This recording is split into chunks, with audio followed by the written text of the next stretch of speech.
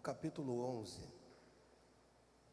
a partir do versículo de número 17.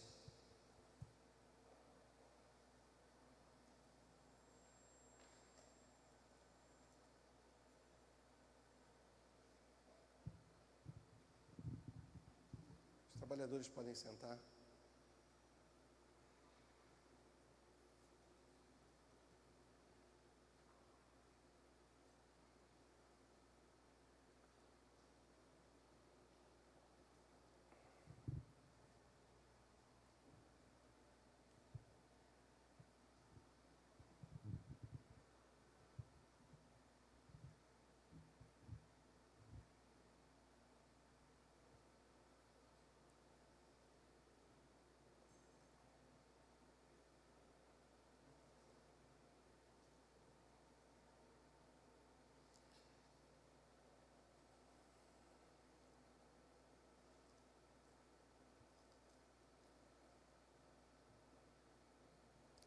O apóstolo Paulo vira e diz assim: nisto, porém, que vos prescrevo, não vos louvo, porquanto vos ajuntais, não para melhor, e sim para pior.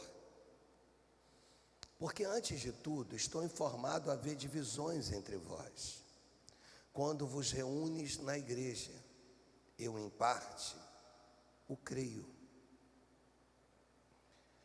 Porque até mesmo importa que haja partido entre vós, para que também os aprovados se tornem conhecidos em vosso meio.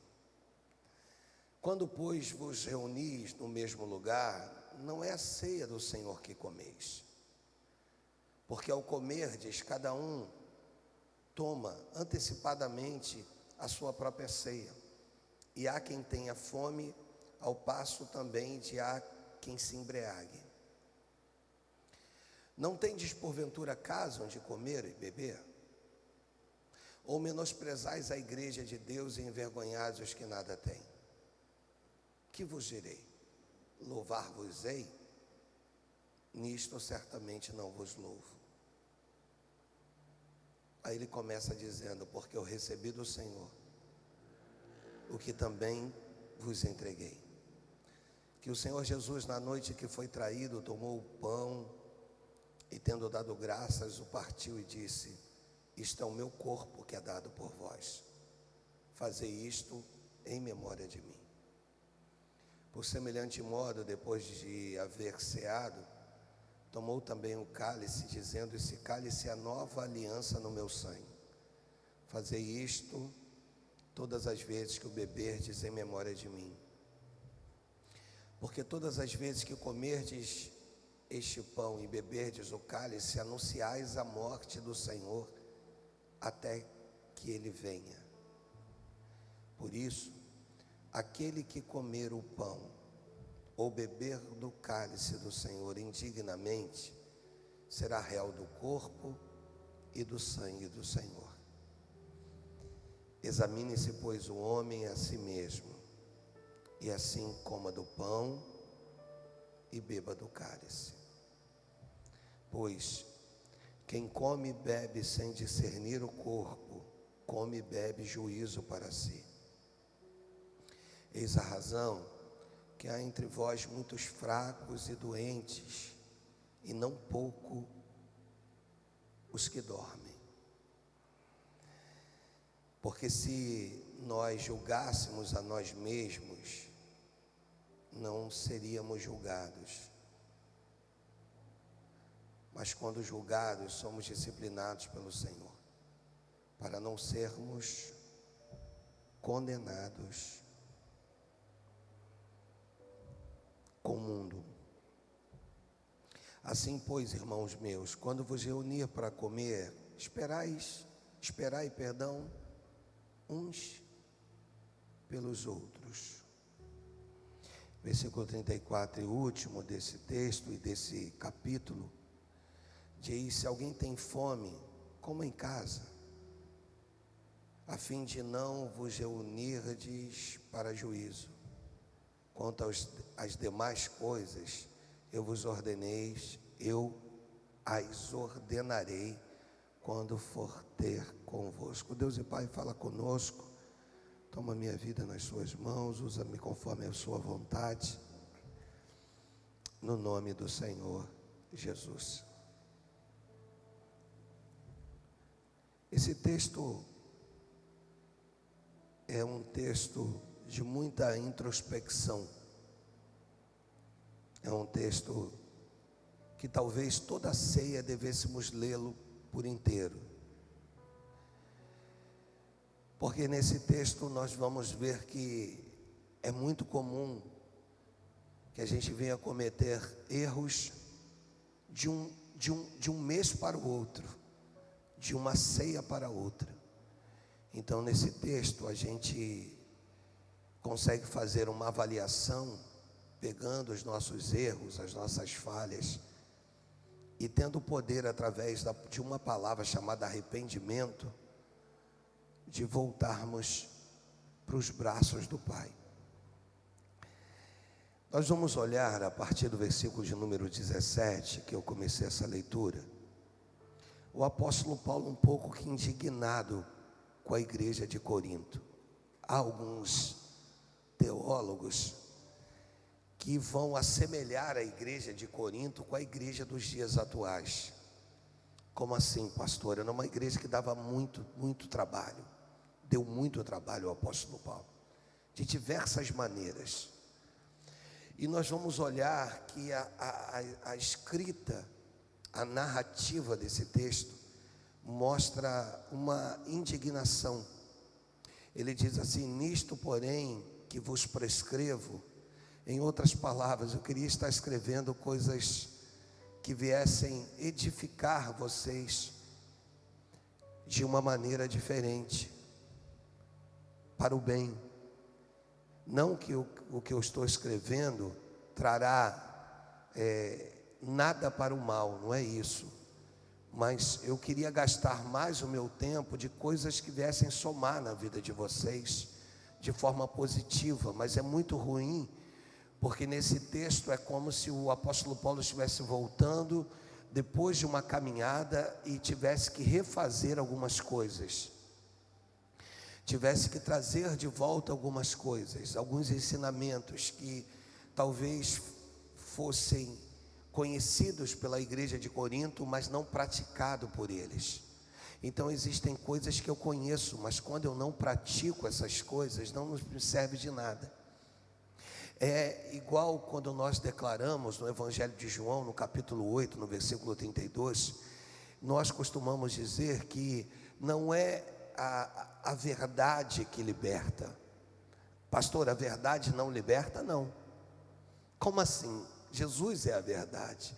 O senhor está dizendo que a verdade não liberta? Não, é o conhecimento da verdade que liberta.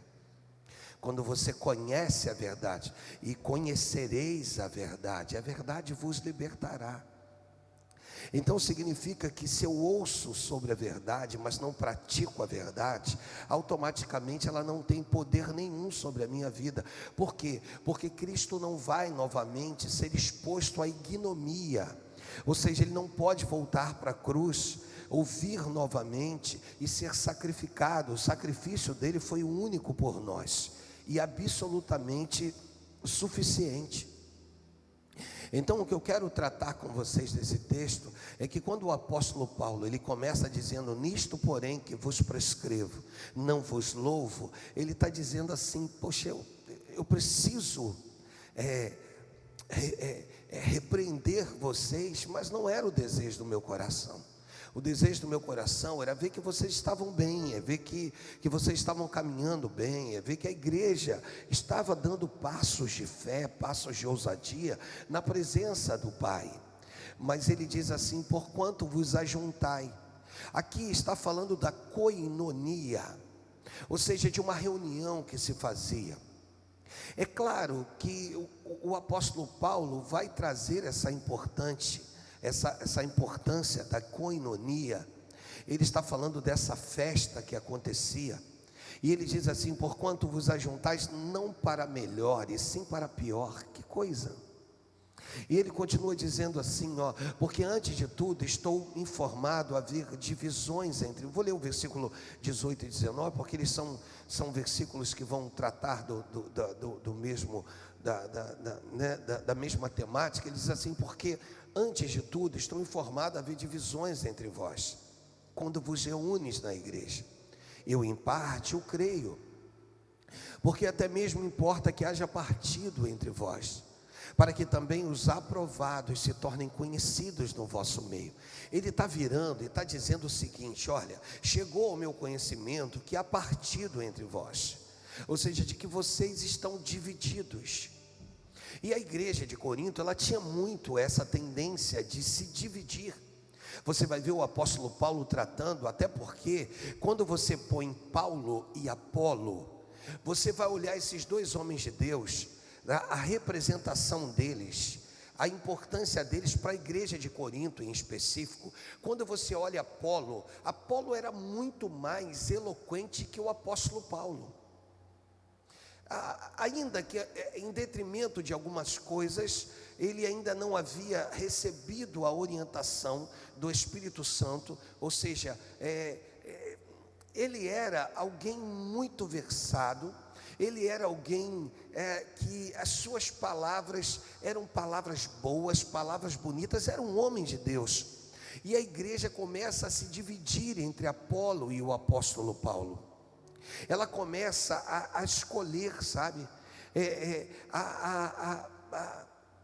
a criar preferências. E o apóstolo Paulo então é usado de maneira poderosa para dizer assim: olha, a Apolo cabe plantar, regar, a mim cabe plantar, a Apolo cabe regar, ou vice-versa, mas quem dá o crescimento é Deus. Mostra a importância de tudo isso, que pode ser que alguém se desenvolva mais, pode ser que alguém vá mais, mas o que importa é que fazemos parte do mesmo corpo. E que quando fazemos parte do mesmo corpo, você nunca vai ver uma perna dando um passo que esteja fora do alcance do corpo. Uma perna não anda sozinha, você está entendendo? Diga amém. Ela não tem poder de fora do corpo, de ter vida, de andar, de ter vida própria. Então isso mostra da importância do corpo, aonde Cristo não é o cabeça, ele é a cabeça. Tem uma diferença nisso, pastor? Claro que tem. A importância de entendermos isso, aonde ele, Cristo, só vai ser a cabeça de um corpo perfeito e de um corpo completo. Então o apóstolo Paulo, quando ele vira no 18, eu volto ao 18, e ele diz assim: porque antes de tudo estou informado a haver divisões entre vós, quando vos reúnes na igreja. Quando vos reúnes na igreja. E aí ele diz assim: em parte o creio. Aí ele vira no 19 e diz assim, olha o 19 como é que é interessantíssimo. Porque até mesmo importa que haja partido entre vós. O que ele diz? Parece uma coisa meio louca. Ele está dizendo assim: importa que haja partido entre vós. E aí é claro que se eu ficasse só nessa parte do versículo, eu não teria a conclusão da perspectiva da visão do apóstolo Paulo sendo orientado pelo Espírito Santo. Porque ele diz assim: para que também os aprovados se tornem conhecidos no vosso meio. O que é isso, pastor? Ele está falando pelo menos sobre dois partidos, o partido A e o partido B. Esse texto, o apóstolo Paulo olha de fora e diz assim: há partido entre vós, há uma divisão entre vós. Existe o partido A e o partido B. Agora, os aprovados serão conhecidos entre vós. Mas como assim, pastor? Quem são os aprovados? São aqueles que fazem parte do partido A ou aqueles que fazem parte do partido B? Quem serão os aprovados? Os aprovados, irmãos, são aqueles que não fazem parte nem do partido A e nem do partido B. São aqueles que têm um foco, uma direção, aonde tem uma visão, e a visão é Cristo. Ele é o alvo das nossas vidas, é para Jesus.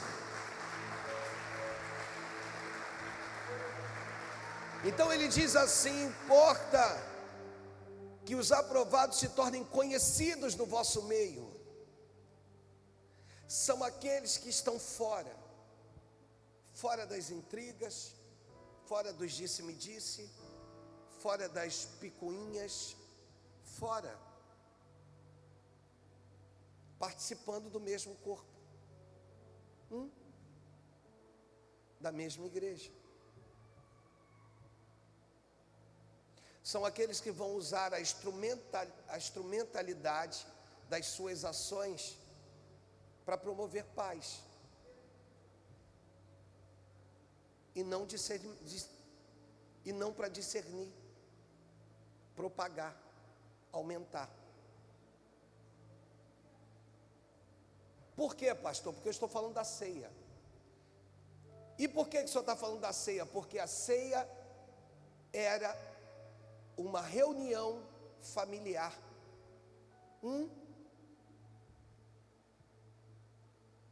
Como é que é na sua casa? As pessoas ficam falando mal uns dos outros? Não, porque eu não deixo. Me ajuda? Não, porque é isso que você faz, você não deixa? Assim é a casa do Pai.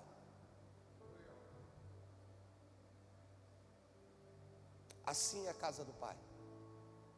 Vou repetir pela terceira vez, assim é a casa do Pai. Quando nós nos reunimos aqui, nós estamos reunidos em família. Não difere absolutamente nada da minha casa e da sua. É a mesma coisa.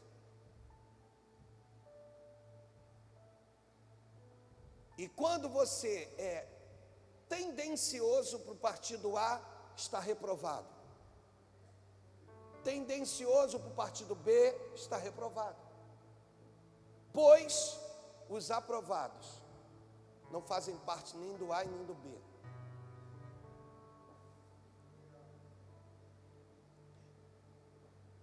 E como ele está falando de uma reunião, ele está dizendo o seguinte: olha, eu vou prosseguir, porque esse texto, pois vos reúnes no mesmo lugar, não é a ceia do Senhor que comeis. Está dizendo, isso aí não é ceia. Por quê? Como que eu provo? Ele provando. Os textos subsequentes vão dizendo, né? Porque ao comer de cada um toma antecipadamente a sua própria ceia. E há quem tenha fome, e ao passo também de quem se embriague. Vocês estão transformando a koinonia, a reunião, vocês estão transformando algo sério em algo banal. Vocês estão transformando o que é santo naquilo que é impuro. E é água e óleo, não se misturam. Não tem ligação. E ele continua dizendo assim, ó: não tendes porventura caso de comer e beber. Irmãos, vocês conseguem imaginar esse texto quando chega para a igreja de Corinto? Porque é duro para nós ouvirmos. Porque hoje eu estou aqui como pastor e anunciante, mas um dia eu estive sentado aí e já vi meus pastores ministrando esse texto. E eu vou trocar de lugar com você. Irmãos, é um texto que parece que você vai descendo na cadeira, descendo, porque pega todo mundo. Não é um texto de um direcionamento, é um texto para arrumar a casa. Esse é o objetivo do apóstolo Paulo. Ele vem para arrumar. Não tendes porventura caso de comer e beber? Ou menosprezais a igreja de Deus e envergonhados que nada tem? Ou seja, ele está falando a respeito de que aqueles que possuíam muito, comiam muito, bebiam muito e exageravam. E aqueles que nada tinham, olhava para aqueles que possuíam, e os que possuíam faziam parte da mesma igreja. E aí os que nada tinham olhavam e diziam assim: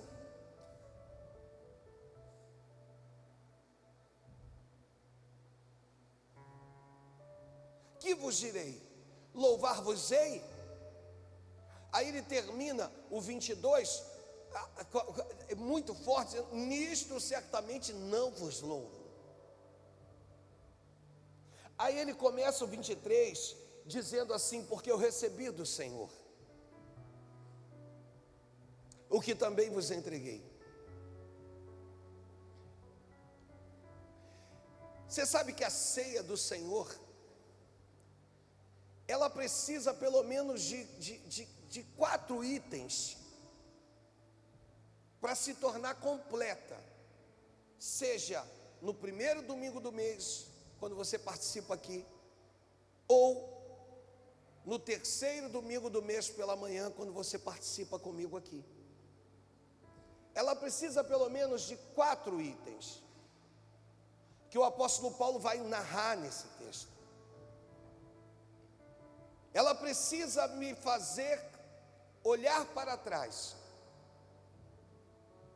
Então, em primeiro lugar, a ceia do Senhor me faz olhar para trás. É isso, pastor? É. Porque eu recebi do Senhor aquilo que também vos entreguei. E ele começa aqui a mostrar essa importância. Na noite em que foi traído, tomou o pão, e tendo dado graças, o partiu. Ou seja, uma reflexão do seu sacrifício pela minha vida. E disse: esse é o meu corpo que é dado por vós, fazei isto em memória de mim. Até o versículo 26, ele vai tratando disso. Por semelhante modo, depois de haver ceado, tomou também o cálice, e disse: esse cálice é o cálice da nova aliança no meu sangue.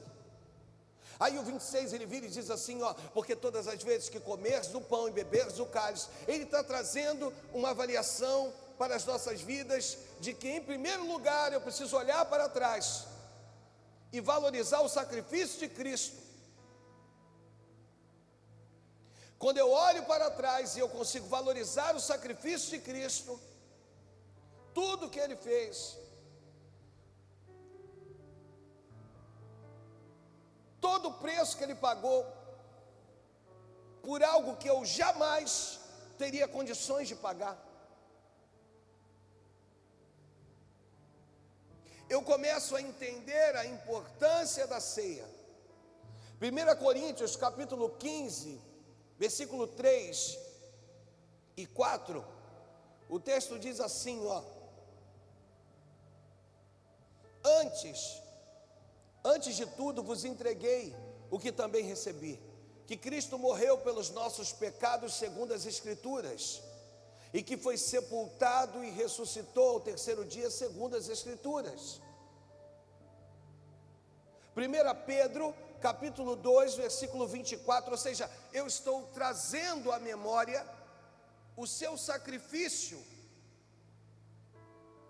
carregando Ele mesmo em seu corpo, sobre o madeiro, os nossos pecados, para que nós, mortos para os pecados, vivamos para a justiça. Por suas chagas fostes sarados. Na ceia, em primeiro lugar, eu olho para trás e valorizo o sacrifício de Cristo na cruz do Calvário, na via dolorosa, cada gota de sangue. Em segundo lugar, eu preciso olhar para frente. No versículo de número 26, do capítulo 11, diz assim: porque todas as vezes que comedes esse pão e bebedes esse cálice, anunciarás, na parte B do versículo, a morte do Senhor até que Ele venha. Primeiro eu olho para trás e vejo o sacrifício que Ele fez por mim. Agora eu olho para frente e digo: aquele que morreu e ressuscitou e ascendeu ao céu, este voltará. Então, quando eu começo a analisar esse texto e começo a olhar para trás, a olhar para frente, eu entendo que nós não estamos reunidos aqui à toa ou em vão. ou que não é um conto de fada, quando algumas pessoas vão dizer, ele virá. É verdadeiro e está cada vez mais próximo, pois aquele que ascendeu, é interessante que Jesus fica um período depois da sua ressurreição, e quando ele ascende ao céu, quando ele sobe, os discípulos ficam olhando, maravilhados, e os anjos se colocam então para falar com os discípulos: por que vocês estão olhando para o alto? Pois o mesmo que ascendeu voltará. E quando ele voltar, irmãos, primeiro ele vai despertar os que dormem. Tessalonicenses fala sobre isso. E depois ele arrebata a igreja, os que estão vivos. Mas se cumprirá. Eu olho para trás, agora eu olho para frente. Quando eu olho para frente, me gera esperança no coração. É disso que o apóstolo Paulo está falando concernente à Santa Ceia. Se eu não consigo olhar para trás, valorizar o sacrifício de Cristo, me arrepender dos meus delitos e pecados, olhar para trás e dizer assim: Deus, isso aqui não é bom, ainda que façamos. É valorizar. Olhar para frente é esperança de que eu não sou guiado ou regido por um governo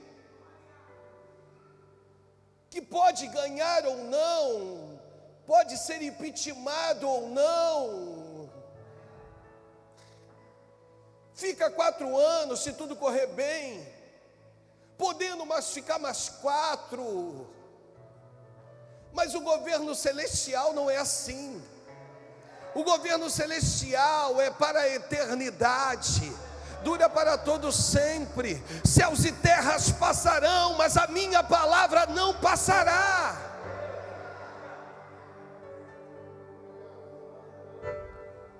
E aí, quando você entende isso, você absorve.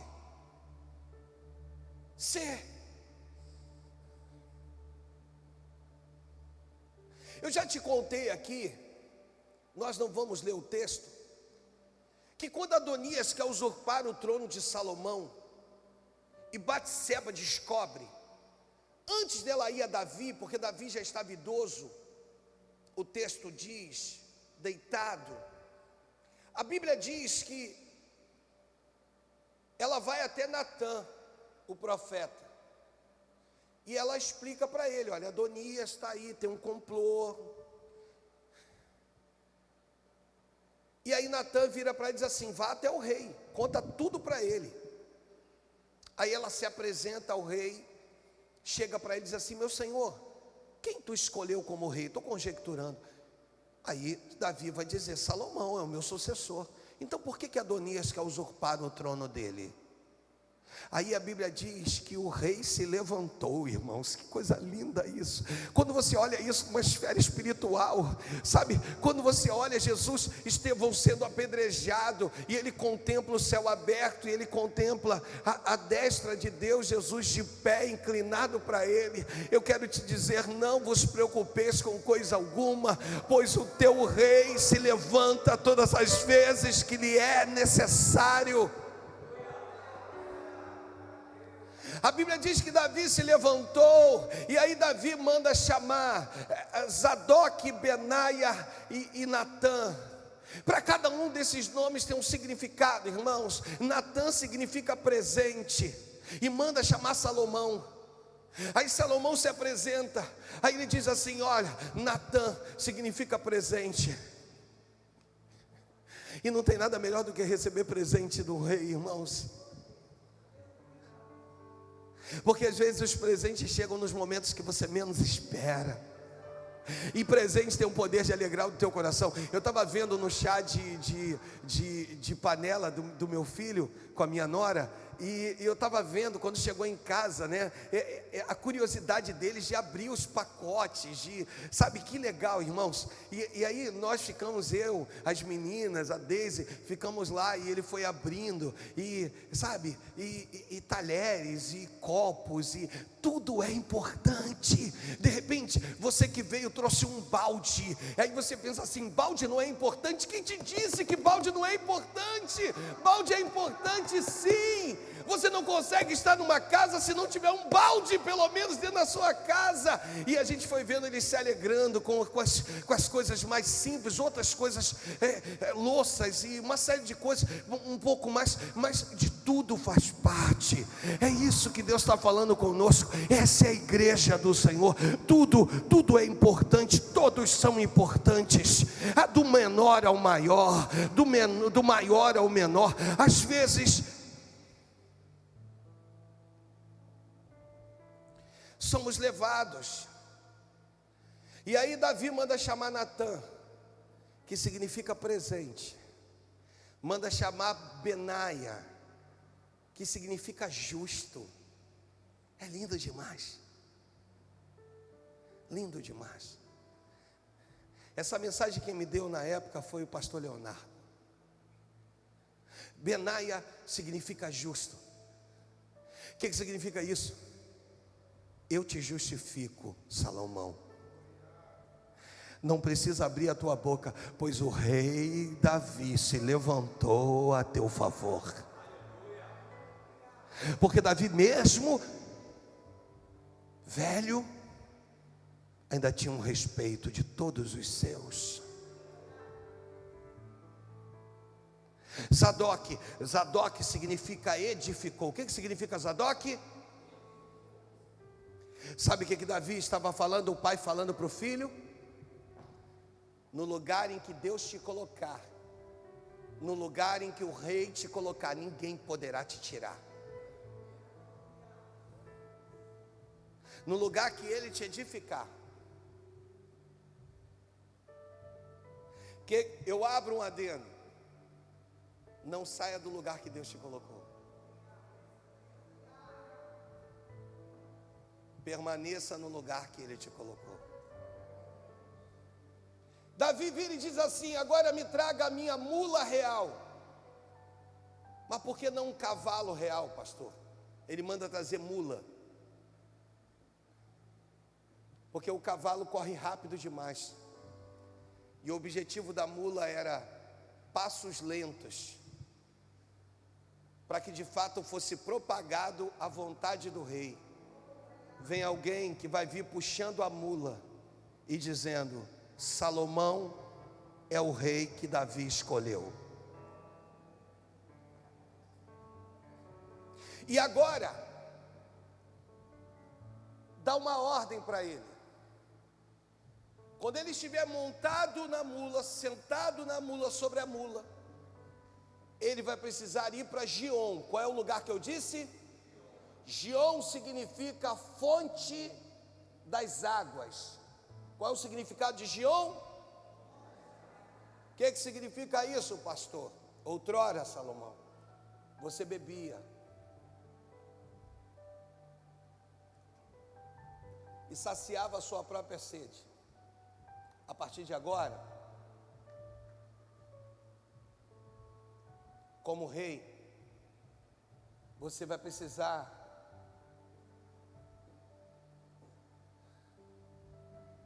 eu estou devagar que a câmera está me acompanhando ali. Saciar a sede de alguém. Deixa eu segurar.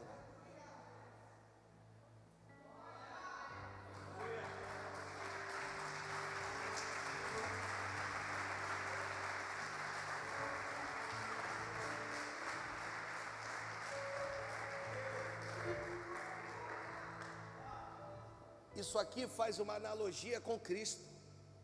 Quem é maior? O que serve ou o que é servido? Aí os discípulos: Senhor, o maior é o que é servido. Aí ele vira e diz assim: mas eu vim para servir.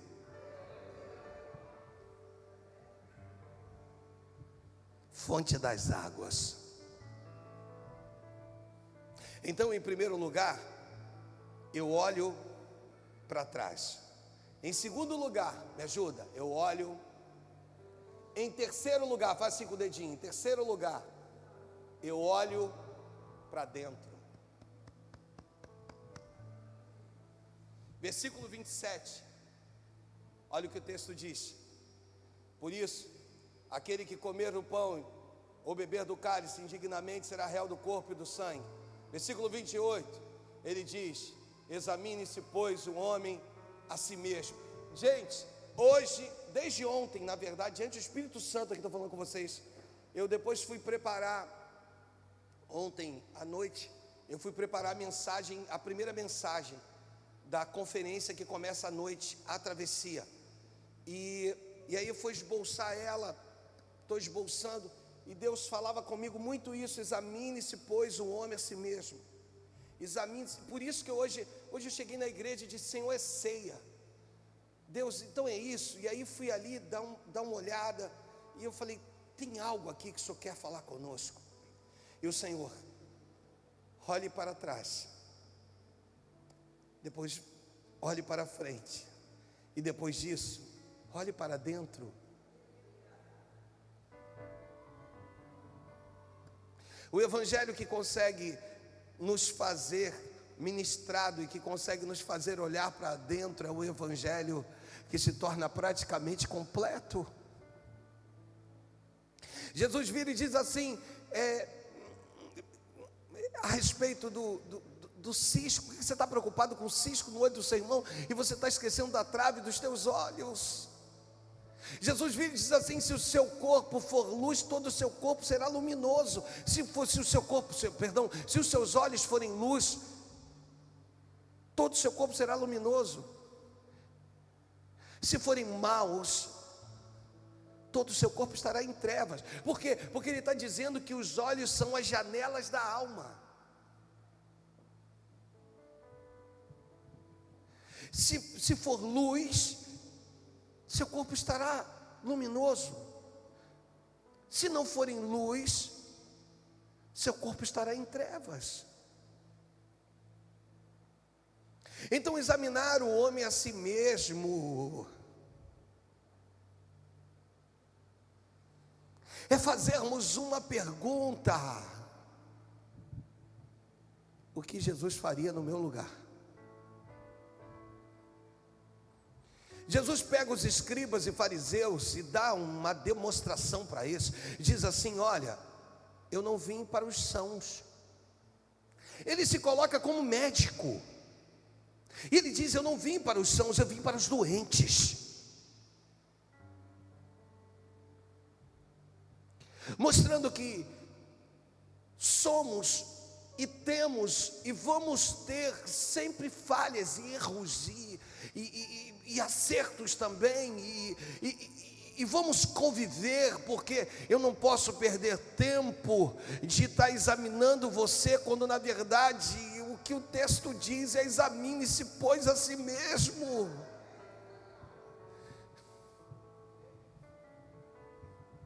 Eu olho para trás, olho para frente, agora eu olho para dentro. Sejamos verdadeiros.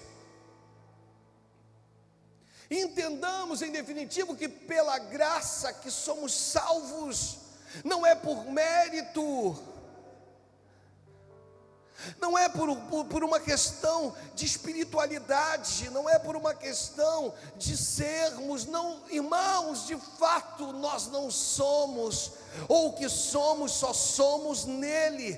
Por quê? Porque eu estou falando de um tesouro que foi guardado em vasos de barro, para que a excelência não fosse do vaso, e sim dele. Ele não abre mão disso. É um tesouro que possuímos em nós, é uma presença valiosa que há em nós, é uma presença acima de tudo e de todos. E quando eu olho, porque nesse texto eu estou falando que o apóstolo Paulo está ensinando a uma igreja, aqueles que estão reunidos, dizendo: olha primeiro para trás, valoriza o sacrifício de Cristo, olha para frente, gera esperança no teu coração. Vale a pena servir Jesus, sim, Mas eu não tenho visto milagres acontecendo. Mas o maior milagre não são aqueles que vão acontecer aqui. O maior milagre é um plano de salvação, de eternidade para a tua vida, que vai acontecer lá.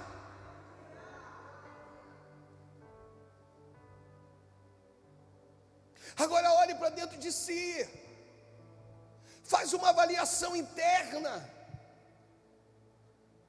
faça um diagnóstico.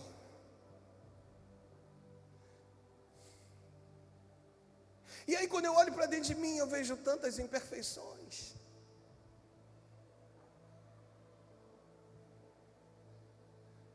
E ainda assim, podemos dizer que Ele nos amou. E essa questão, talvez do verbo,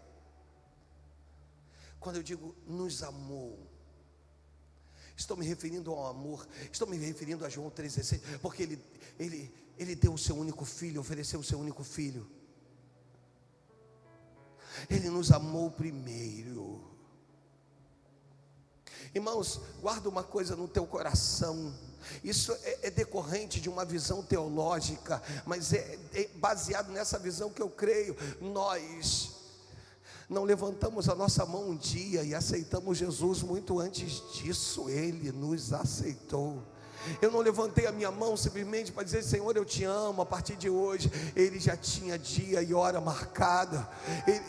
Nada foge, é o Deus que diz assim: nada foge do meu controle, nada fugirá do meu controle, jamais. É um Deus. Eu estou baseado em Paulo, a igreja em Éfeso, no capítulo 1, no versículo de número 4, aquele que nos amou e que nos escolheu antes da fundação do mundo.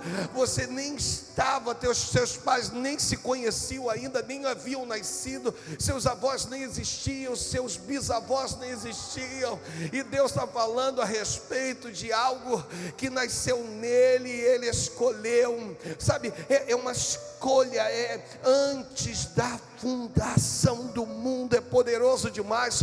Esses dias eu dei Salmo 139, versículo de número 16, eu falei disso esses dias, sabe, da importância nossa de entendermos esse texto, de avaliarmos. Os teus olhos me viram a substância ainda informe. Eu queria destrinchar isso aqui um dia com vocês. E no teu livro foram escritos todos os meus dias, cada um deles escrito e determinado quando nenhum deles havia ainda.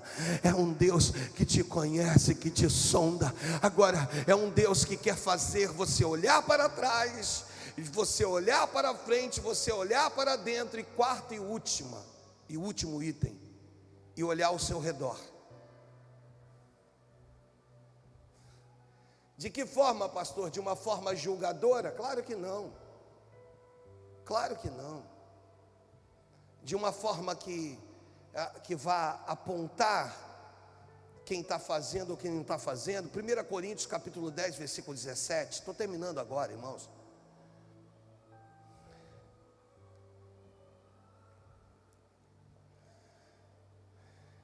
Porque nós, embora muitos, somos unicamente, me ajuda, um pão, um só corpo, porque todos participamos de um único pão. Só esse versículo. Porque nós, embora muitos, me ajuda, nós, embora muitos, somos unicamente um só corpo, porque todos participamos de um único pão. É isso que nos importa.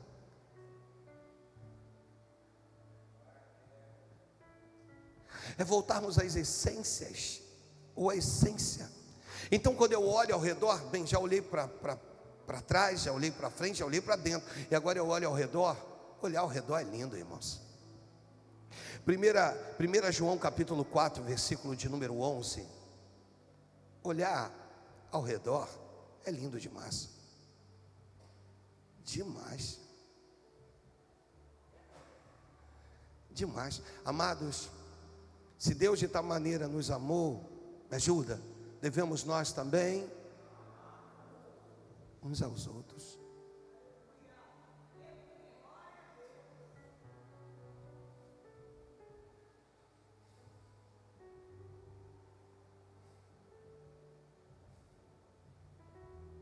Por quê? Porque fazemos parte do mesmo corpo.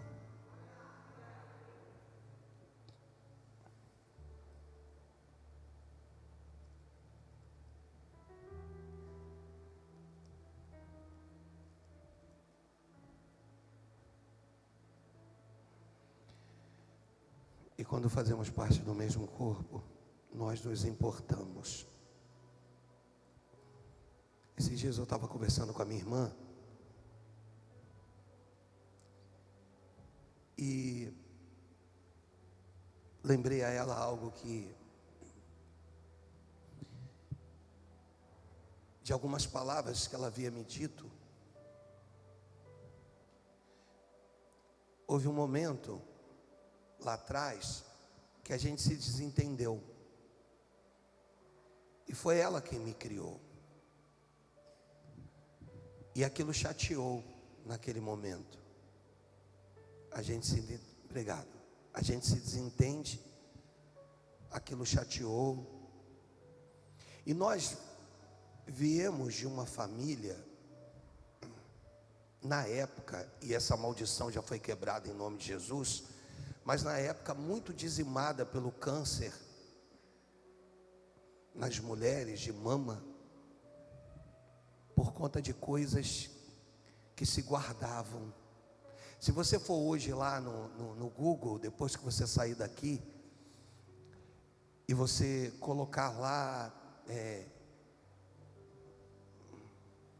possíveis causas de câncer de mama, depois vai lá, pesquisa, vai aparecer lá rancor, mágoa, tristeza, tudo concernente a valores que são agregados dentro de nós, que propagam o câncer de mama nas mulheres. E ela virou para mim há muitos anos atrás e disse assim: tu já reparou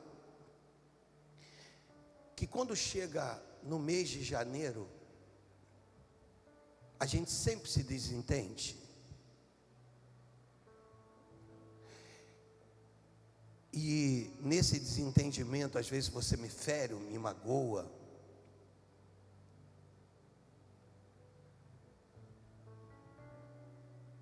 É claro que quando ela falou isso, ela falou no auge de um sentimento, não é de ira, mas daquele momento que nós estávamos maus.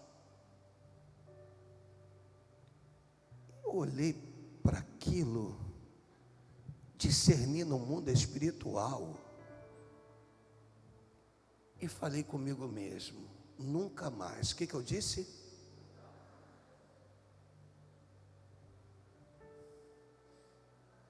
Só que existem coisas que o inimigo diz assim: não vai acontecer em janeiro, mas pode acontecer em fevereiro. E quando eu disse nunca mais, no meu coração, diante do meu Deus, eu disse: Deus,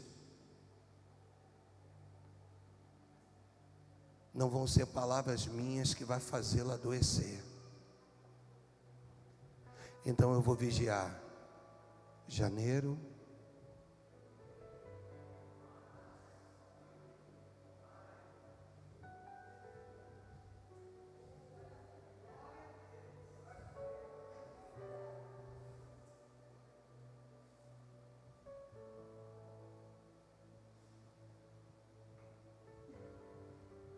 porque eu sei do que eu estou falando. A gente adoece devido a palavras.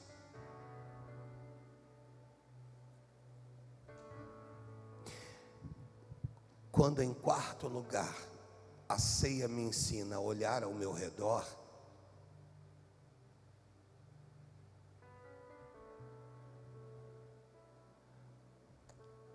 ela vai me fazer avaliar em amor quem era para estar aqui e não está hoje. Ela vai me fazer avaliar como que o irmão, como que a irmã está hoje. Ela vai me fazer avaliar aquele momento do irmão, da irmã, que não pega o cálice por conta de um problema, por conta de uma discussão em casa. Não que eu vá avaliá-la para dizer assim, deve estar em pecado, não. Essa irmã, esse irmão talvez não entenda que pegar os elementos é muito mais importante do que deixar os elementos. Pegar os elementos é muito mais importante, porque você está mostrando para o Senhor que nós temos parte com Ele. Então, olhar para o lado é entender que pode ser que o dia mal chegue para qualquer pessoa, e se chegar para mim, para ti, olhar para o lado, Maiara, é fazer o que você fez. Foi ali no gabinete, a gente tratou de um assunto concernente à mídia, mas você se levantou e disse, pastor, posso te dar um abraço? Olhar para o lado é entender que vão ter pessoas do seu lado que de repente só precise de um abraço, nada mais que isso. Precise do aconchego de um irmão, de uma irmã. Olhar para o lado não é julgar ninguém. Olhar para o lado é olhar e dizer assim, de repente a fulana, o fulano não se converteu ainda da maneira que precisa. Até porque nós vamos ver, eu estava conversando isso com a Iascla, nós vamos ver, não precisa projetar para a gente não, nós vamos ver em Lucas 5, Pedro se prostrando a Jesus, largando os peixes, o barco e seguindo a Jesus. Dá uma impressão que ele se converte de fato. Aí chega lá em Lucas 21, aí Jesus vira para ele e diz assim, Pedro, quando pois tu te converteres, fortalece os seus irmãos. É Jesus que caminha, sabe, foram 3 anos de caminhada com Pedro, porque a conversão viria lá na frente. Aí depois que Jesus ressuscita, aí Jesus pergunta para Pedro, Pedro, tu me amas? Aí Pedro, sim Senhor, eu te amo, tendo em vista que Pedro voltou às velhas práticas, voltou a pescar. Então pode ser que na minha vida e na sua, passemos por momentos assim, de voltar talvez, de recuar, de retroceder, mas de um Deus que te ama e que não abre mão de você, que vê muito mais além do que você está vendo, que contempla muito mais, numa dimensão muito maior do que a que você está contemplando. Esse é o Deus que nós servimos, irmãos. Esse é o Senhor, é o Deus de toda a glória, de toda a majestade. É o Deus que através do seu sacrifício me faz olhar para frente, me faz olhar para trás, me faz olhar para frente, me faz olhar para dentro e me faz olhar ao redor de nós, sabe, para dizer, pode ser que o irmão, eu sou o braço esquerdo, o irmão é o braço direito, eu não quero contato com o braço esquerdo, mas você faz parte do mesmo corpo, não tem jeito, nós fazemos parte do mesmo reino, nós temos um único Deus. Pode ser que o irmão ou a irmã ainda não tenha se convertido da maneira que precisa, mas é só uma questão de tempo. Aqui, irmãos, não há lugar para bode, aqui é lugar para ovelhas, e a ovelha ouve a voz do seu pastor e a segue. Então Deus hoje está dizendo, se talvez a conduta da ovelha seja conduta de bode, ei, talvez ela precise do meu amor e do teu, para que de fato ela reconheça de que ela não é bode. Nós somos ovelhas do Senhor Jesus e fazemos parte de um único corpo, onde Ele é a cabeça desse corpo. E se você crê, dê uma linda salva de palmas ao Senhor Jesus.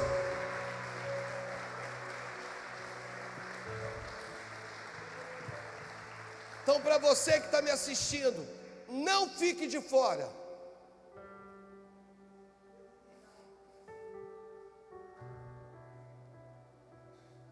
Em nome de Jesus, não fique de fora. Nós estamos com a oportunidade da Santa Ceia. Aqueles que já foram escalados vão estar se preparando. O Ciro vai dar o apoio ali.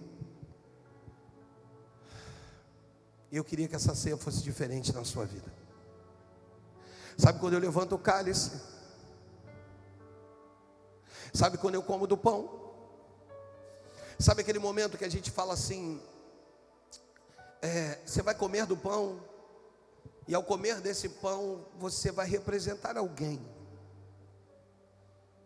Sabe quando você come, e você diz, Deus, eu estou comendo aqui, pelo fulano, pela fulana, por quem talvez esteja ferido, magoado, entristecido.